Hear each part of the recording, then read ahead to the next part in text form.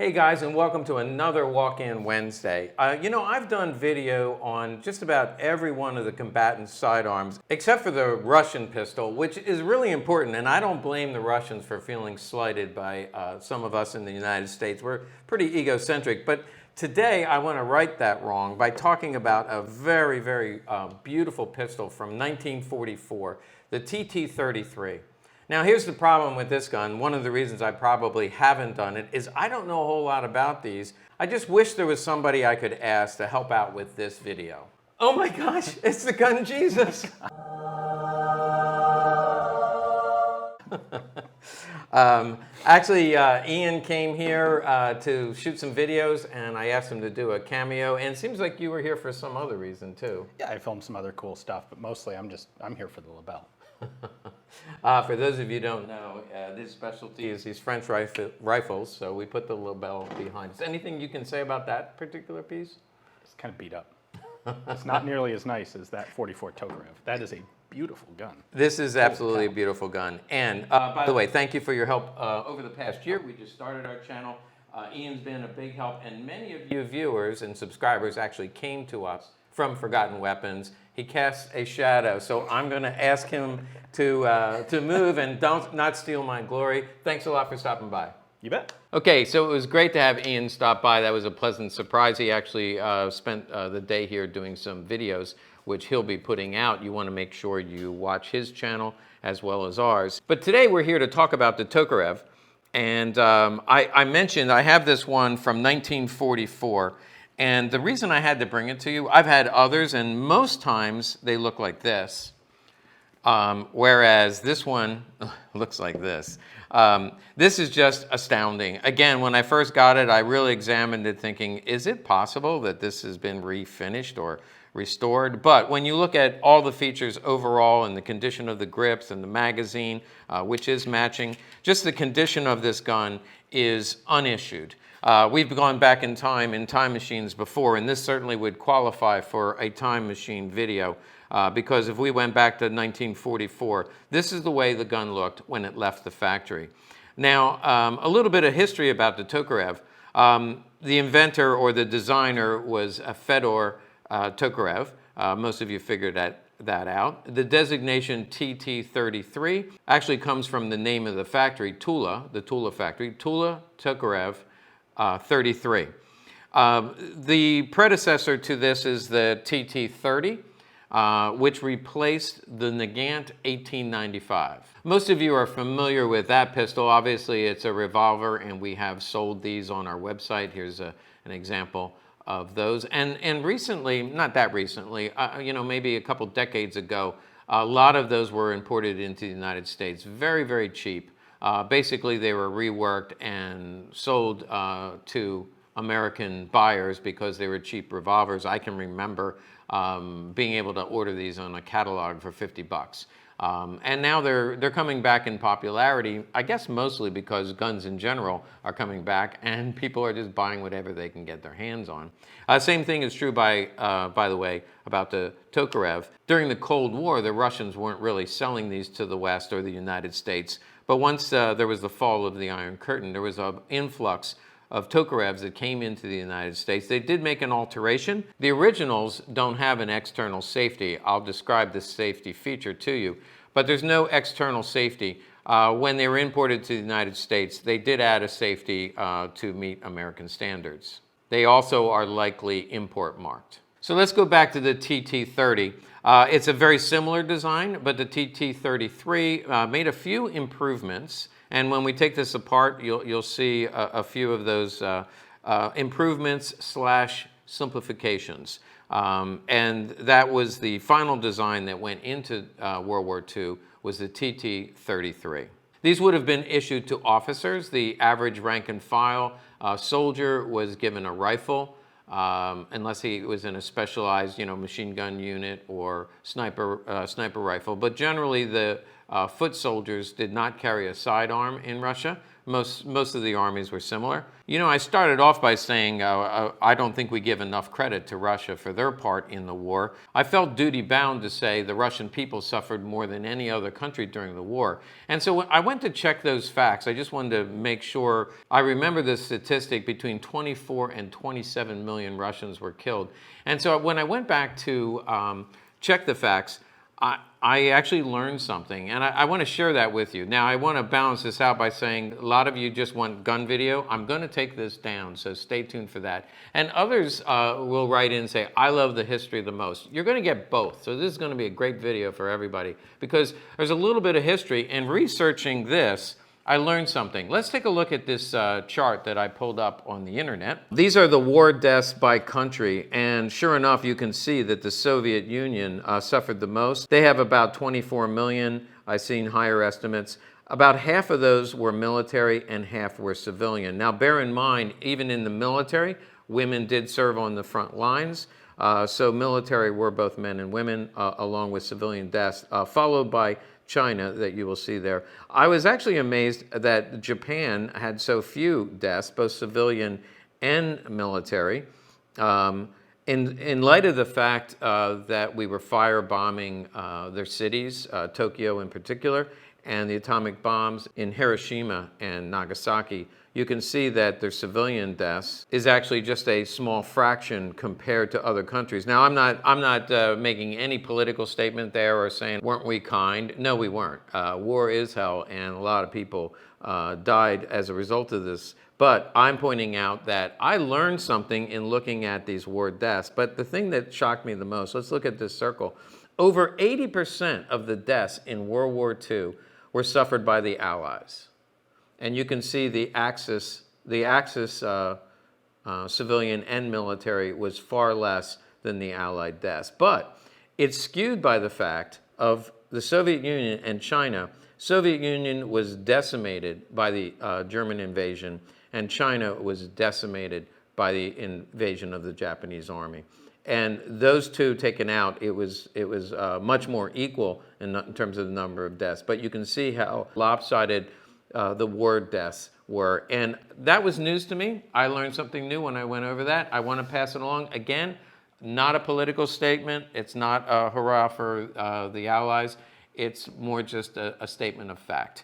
Getting back to the gun to satisfy the other half of our audience. Whenever I get a Tokarev, they typically look like this. And if you search the internet for Tokarevs, let's take a closer look.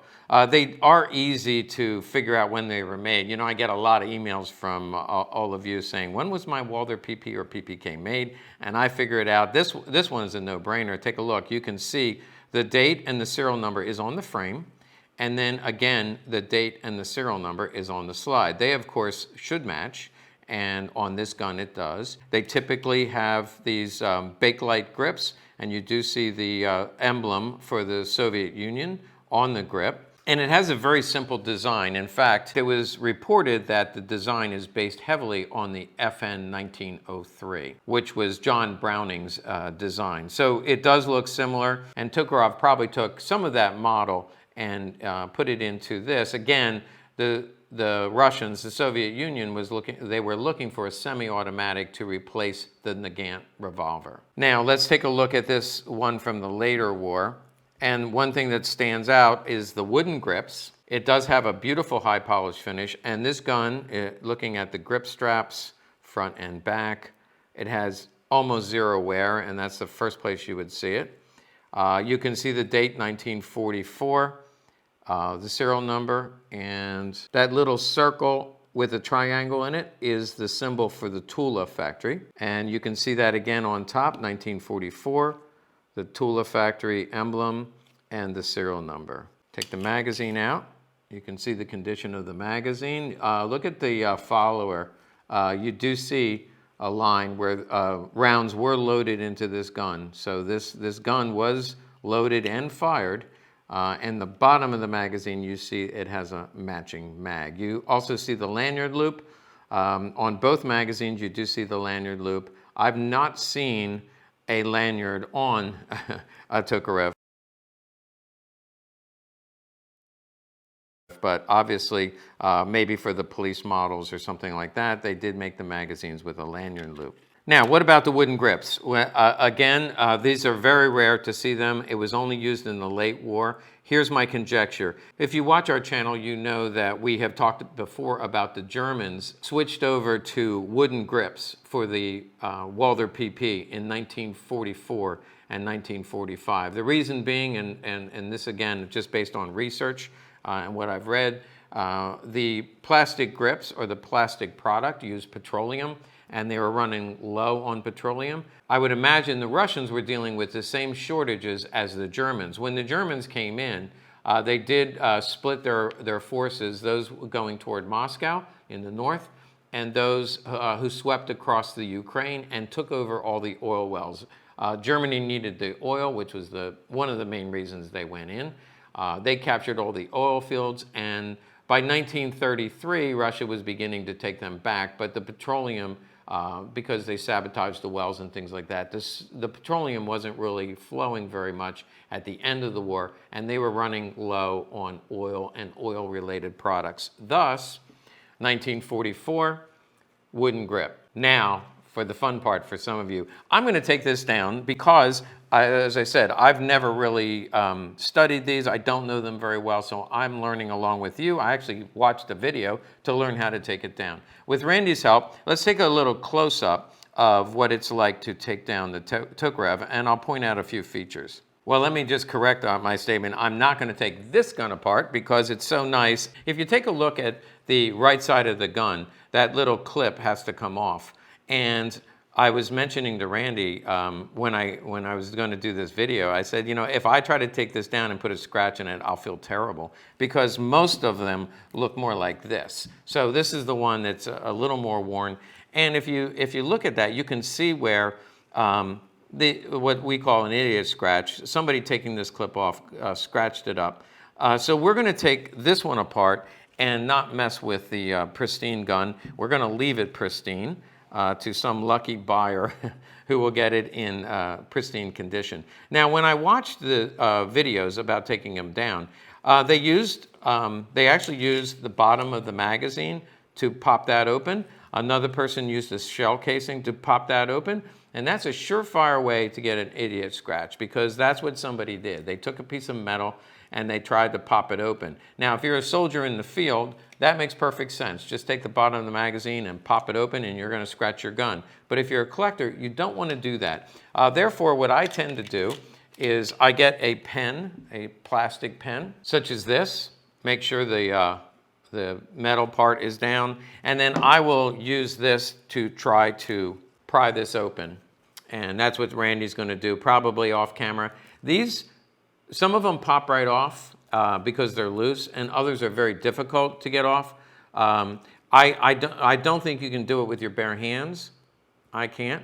But with a piece of plastic, maybe spread this apart a little bit and then pull back. We'll get that done. Actually, the first step, which we obviously do every time, is take the magazine out and make sure it's not the gun is not loaded. And then, of course, you can pop the clip back. Once you have done that, just like a 1911 or a similar design, the slide lever will come off. Most of them are fairly easy, and then you can slide the slide back, and you see the internal parts. From the TT-30 to the TT-33, there was an improvement made in the barrel. You can see that it connects, very similar to the 1911 Colt. Very similar to John Browning's design. You can see the recoil spring, and then the barrel will slide out so that can be swapped out as needed or cleaned as needed. Now, one of the innovations to the Tokarev that I wanted to mention, again, this was news to me. This in the back here is a hammer package, and basically the hammer, the spring, and all of those workings come together in one unit. I thought that was an innovative idea because on most guns, you have to take it all apart to change out a spring, or if something's wrong with the hammer, it doesn't fire correctly. And also the hammer contains the safety. I'll show you that. So this whole package pops off in and out, and that was an improvement on the TT-33 over the TT-33. 30. And you can see how easily this would be if you're in the field and the hammer's got a problem or the safety's not working properly. You just pop this out and pop another one in. So that's pretty much field stripping the TT-33. Let's put the gun together and let me show you the safety feature. So I mentioned earlier that it doesn't have an external safety, but the way the safety works is you just half cock it and then the gun will not shoot, and when it's half cocked, again, just one click, and the slide won't go back. So that is the safety feature. Now the way to release it, you cock it, and then you're ready to go. So I'm not saying it's a great design, but that's the way it was designed.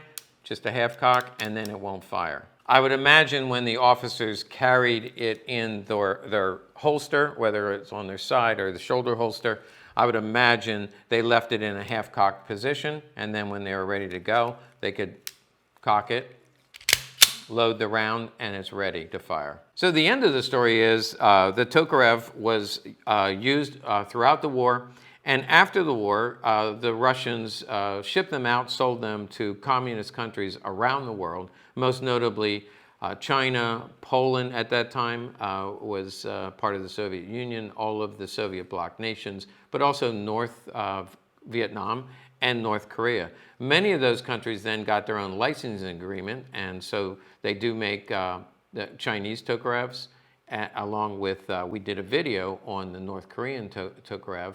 Here's a picture of that one. Very, very rare to have that one come back to the United States.